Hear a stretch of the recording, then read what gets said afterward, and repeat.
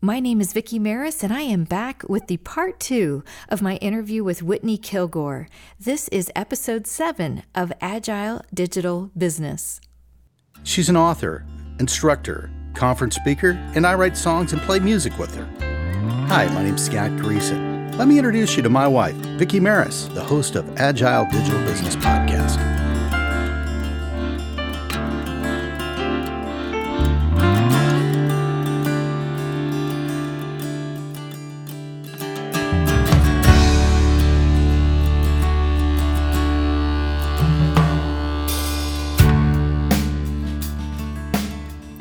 This is another one of the episodes from the archive of the show. This is my part 2 of the interview that I had with Whitney Kilgore. I wanted to keep this episode, as well as several others, here in the show as a reference point for you. I have been rebranding the show to Agile Digital Business. Going forward, you are going to hear episodes about voice search marketing and digital transition and several other topics related to digital marketing and the communication with our customers and our learners in the digital realm. I am honored that you are here listening to the show and appreciate your time as always. Next, I'm going to give you a little bit of information about the release of the audiobook version of my book, and then we're going to jump into the main part of the content.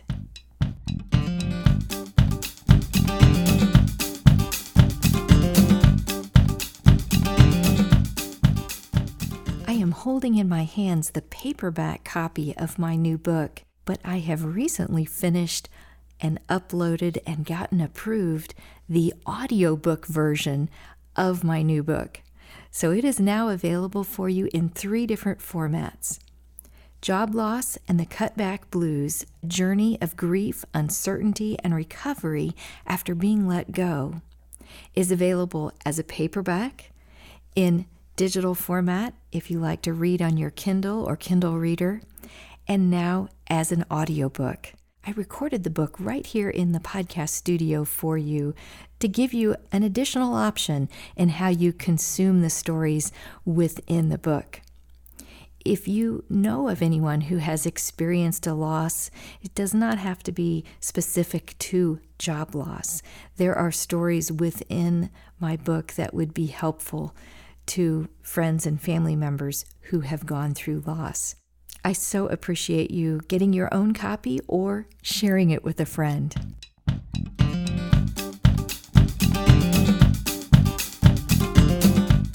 Online Course Connections is a podcast hosted by online course designer Vicki Maris. She's passionate about improving online experiences and helping people connect in the online environment. Vicki's about to bring you an interview with a pro in the world of online courses. Stay tuned for what's up next. I am glad to have back on the show Whitney Kilgore.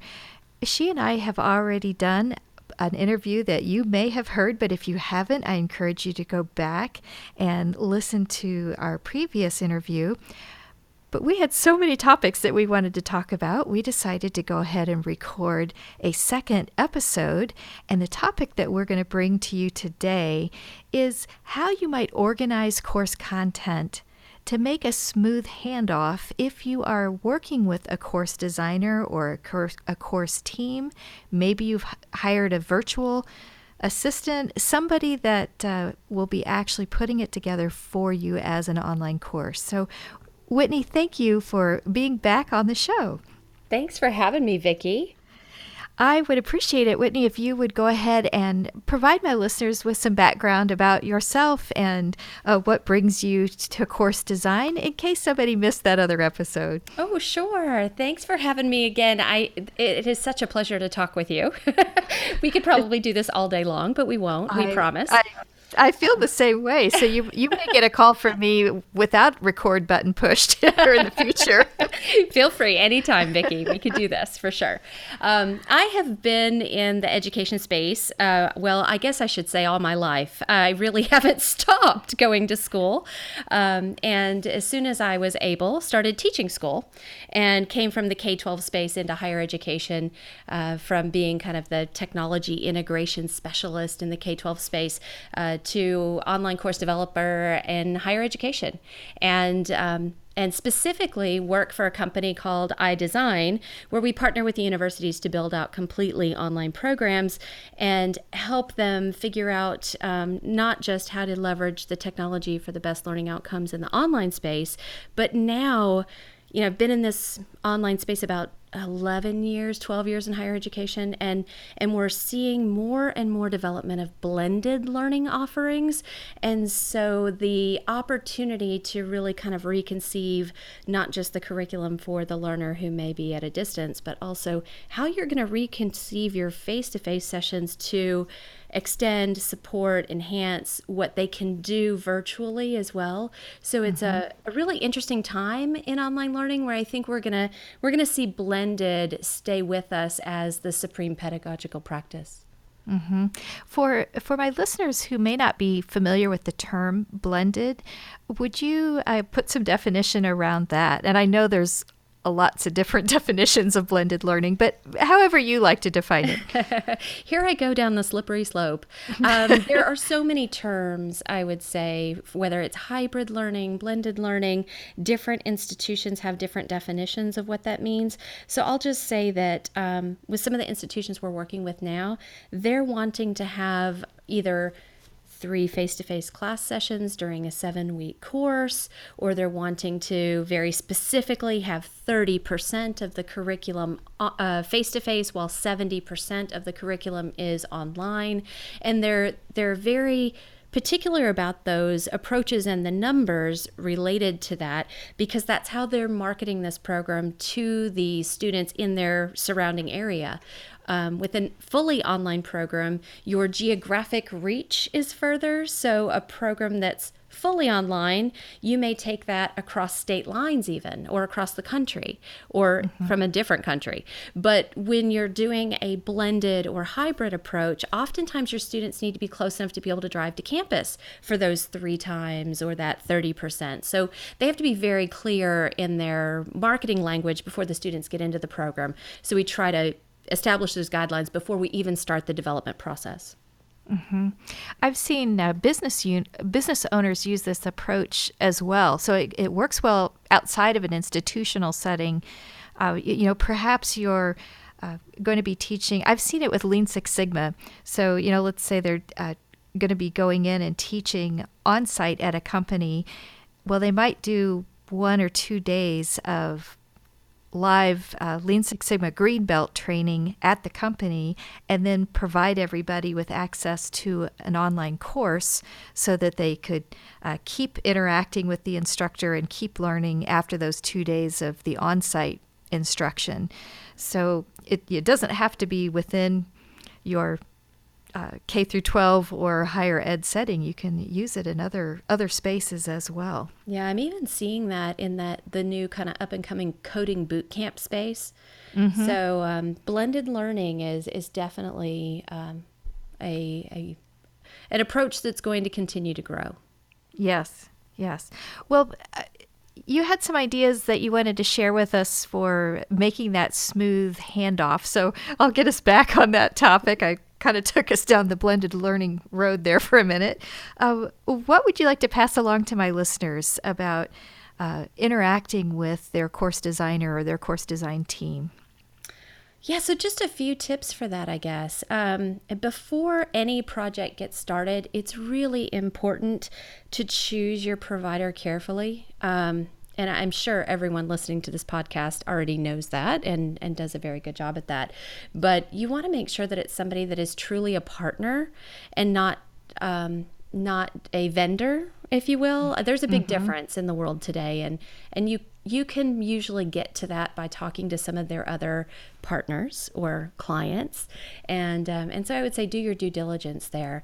The other thing before the project actually gets started is to make sure that you have a overarching kind of vision for the program that documents what technologies are going to be used, if it is blended, what percentage is blended. So you have some very cohesive guidelines, especially if it's going to be multiple courses, so that and multiple instructors, because you want to be able to have a very smooth, engaging, interactive experience for the students, and you don't want it to be very hit or miss or clunky, for lack of a better word. So all those pieces are really important before you even get started. But when it comes to maybe some methods or some ideas on how to organize course content, I usually start by helping the subject matter experts think through the topics they might teach face-to-face. So if we're able to take the entire course of study, no matter the length of it, and figure out what are the key topics, and then get to what should the student be able to do at the end of this piece of study, this information around this topic. What do you want to be able to document and measure their learning with? Is there a project they can do? Is it going to be project-based learning? Is there some way you can assess that learning actually occurred? So we'll tend to start with the topics, jump to the objectives, and then leap down to the assessment and make sure we have that alignment solid before we start making critical decisions about content. And I say that because oftentimes when you work with someone who hasn't leveraged technology in teaching and learning first, they'll come to you with a stack of content, or I use these videos, or I use this book, and they want to lead with content. And in the online space, I think it's really important to go through the process of breaking things down into the small chunks that might be topical segments, figuring out how those break down over the weeks or the length of the course that would be predefined in your visioning, and then to make sure that you're making those content selections based on if they're going to help the student achieve the learning outcome necessary to leap into that goal, that learning goal, whether that's that project they might do, the discussion they might have, the activity that they might have to perform, or any sort of assessment they might have to take. I want to break in here for just a moment to let you know that this is the last of the episodes that I had in the podcast when it was initially online Course Connections. I have revised each episode and uploaded them again inside of Libsyn to give you these revised editions. There will be 2 episodes following this one that are from interviews that I conducted a little while ago, but I still wanted to include those interviews in the show as they are very interesting. Once we move past those 2 episodes, then I will be launching into the new content surrounding voice search marketing and digital transition. Thanks so much for being one of my listeners, and I would love for you to give me some feedback along the way. If this episode or any of the episodes in the show resonate with you, please do share in your social media channels and use the hashtag Agile Digital Biz, B-I-Z, on the end. Another hashtag that I follow is the one related to my business, Teach, Inspire, Connect. All right, let's get back to the rest of the interview with Whitney. One of the things that I have thought of as you were talking is that when I'm looking at a syllabus, I go through the thought process.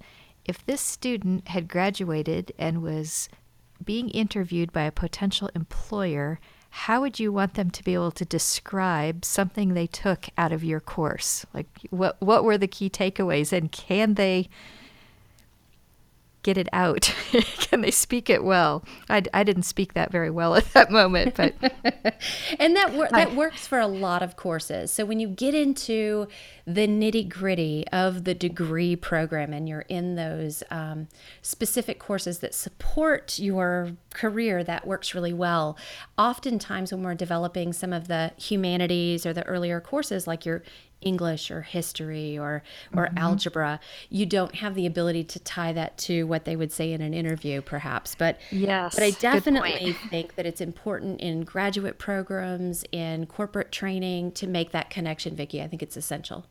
Mm-hmm. And that's where my head is at the moment, is in graduate courses where they would be speaking, real specific about a technique or something that they've picked up in a class. But I thank you for taking me back to those gen ed kind of courses. That would be different, wouldn't it?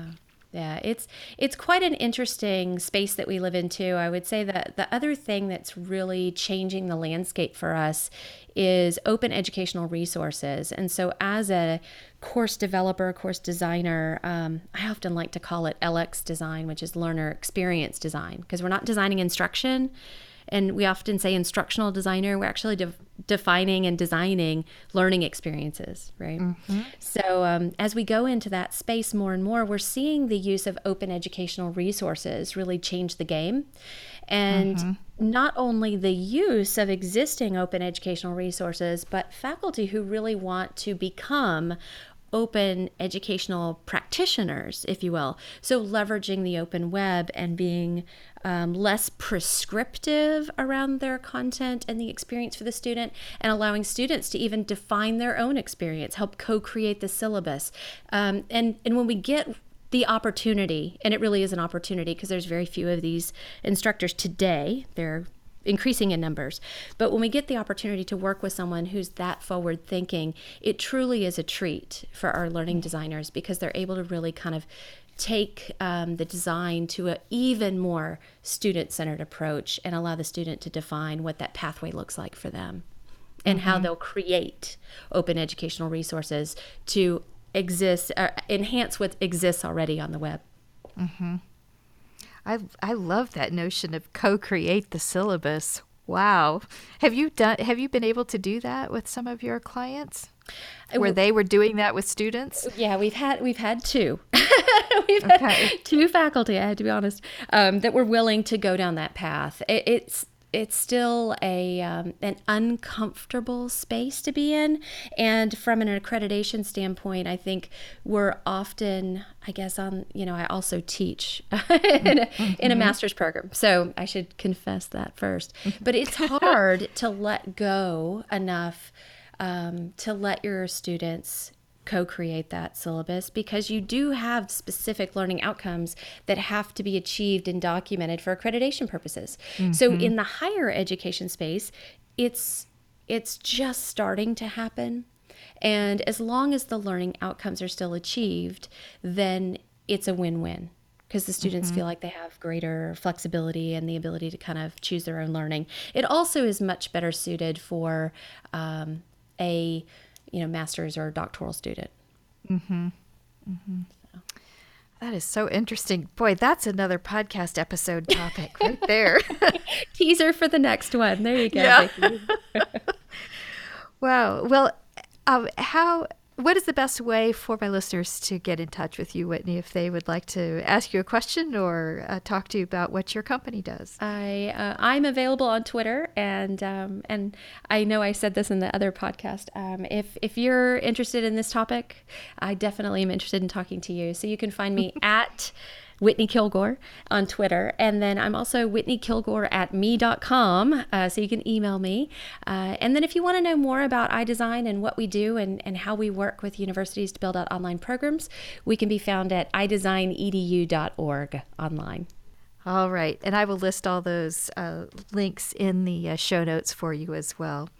Well, Whitney, thank you very much. This has been a pleasure, and I hope that my listeners are going to come back and I think listen to this one maybe a second or a third time. You've really dropped some wonderful nuggets here for us to take into our design of learning experiences. Well, thanks, Vicki. I appreciate you having me. This has absolutely been a pleasure talking with you. Thanks.